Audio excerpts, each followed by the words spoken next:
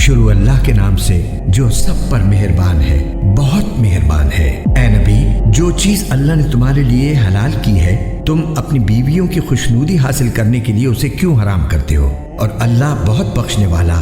بہت مہربان ہے۔ اللہ نے تمہاری قسموں سے نکلنے کا طریقہ مقرر کر دیا ہے اور اللہ تمہارا کارساز ہے، اور وہی ہے جس کا علم بھی کامل ہے، حکمت بھی کامل۔ اور یاد کرو جب نبی نے اپنی کسی بیوی سے راز کے طور پر ایک بات کہی تھی، پھر جب اس بیوی نے وہ بات کسی اور کو بتلا دی اور اللہ نے یہ بات نبی پر ظاہر کر دی تو اس نے اس کا کچھ حصہ جتلا دیا اور کچھ حصے کو ٹال گئے۔ پھر جب انہوں نے اس بیوی کو وہ بات جتلائی تو وہ کہنے لگی کہ آپ کو یہ بات کس نے بتائی؟ نبی نے کہا کہ مجھے اس نے بتائی جو بڑے علم والا، بہت باخبر ہے۔ اے نبی کی بیویوں، اگر تم اللہ کے حضور توبہ کر لو تو یہی مناسب ہے،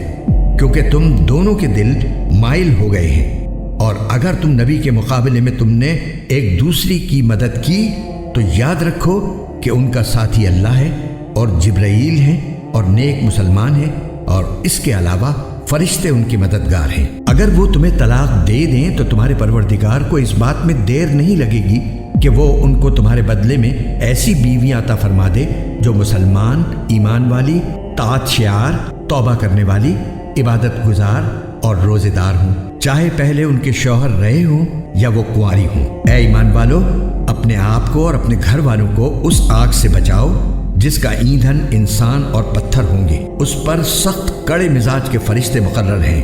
جو اللہ کے کسی حکم میں اس کی نافرمانی نہیں کرتے، اور وہی کرتے ہیں جس کا انہیں حکم دیا جاتا ہے۔ اے کفر اختیار کرنے والو،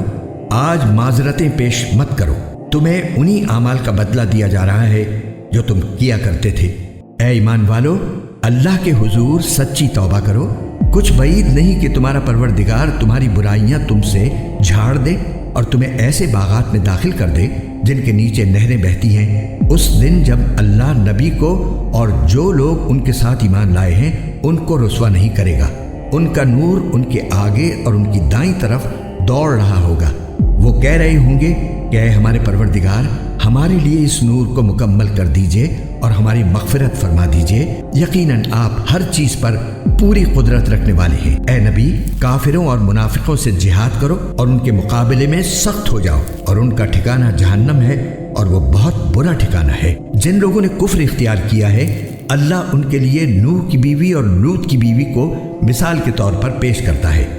یہ دونوں ہمارے ایسے بندوں کے نکاح میں تھیں جو بہت نیک تھے، پھر انہوں نے ان کے ساتھ بے وفائی کی تو وہ دونوں اللہ کے مقابلے میں ان کے کچھ بھی کام نہیں آئے، اور ان بیویوں سے کہا گیا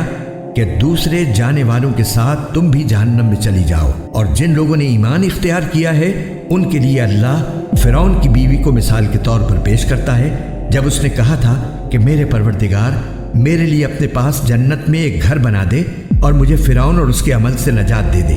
اور مجھے ظالم لوگوں سے بھی نجات عطا فرما۔ نیز عمران کی بیٹی مریم کو مثال کے طور پر پیش کرتا ہے، جنہوں نے اپنی عصمت کی حفاظت کی تو ہم نے اس میں اپنی روح پھونک دی، اور انہوں نے اپنے پروردگار کی باتوں اور اس کی کتابوں کی تصدیق کی، اور وہ طاعت شعار لوگوں میں شامل تھی۔